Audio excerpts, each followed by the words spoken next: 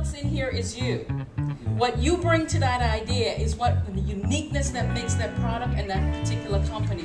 So a lot of times we get into, and yes, there are intellectual property and intellectual laws that protect certain things, but at the end of the day, it's about execution. And execution is about people.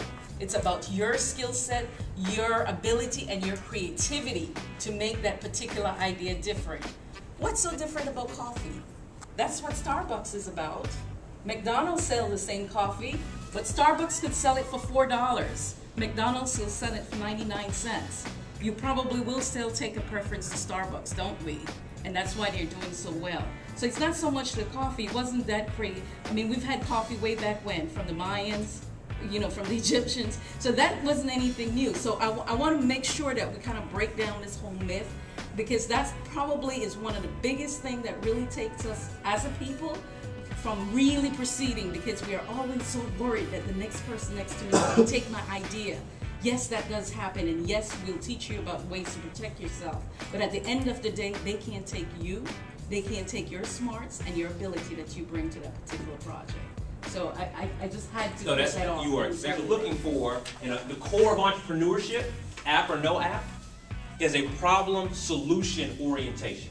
And so there are two examples that I've got here. This is Jenny Craig, right? So the problem for folks who are trying to lose weight, well, I want to answer. Y'all tell me. The problem for someone who's trying to lose weight is what? Describe their problem for me. Not taking time to eat right or exercise. Is that their problem? My problem is overweight. Okay, that's great. So give me an idea of how they feel because of that problem.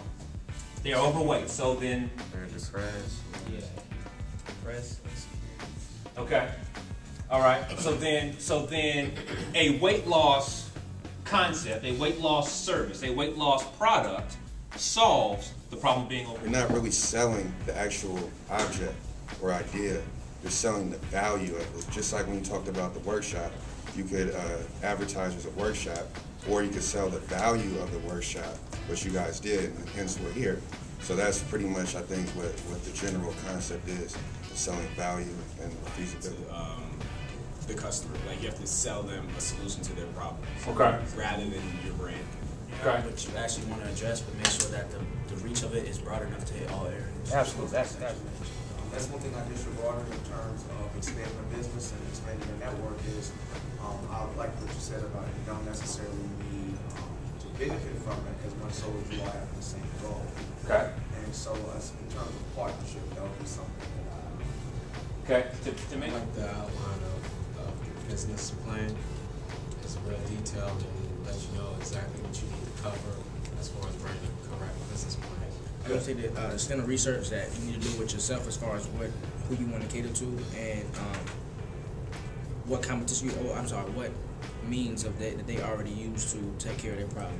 That's good. It's important to understand that even though you might have one idea, somebody else has a similar idea, but in partnering with somebody, that could be the key to make your idea go further. Or even presentation came when Ms. Bussy was saying how, because you always hear about different companies having a employee that comes from a different company and they steal that and they innovate that way. I never thought that an idea is me as a person, you know, so I'll be able to drive that idea more than another person who will do the same thing, but doesn't have the same thought process as me. Absolutely.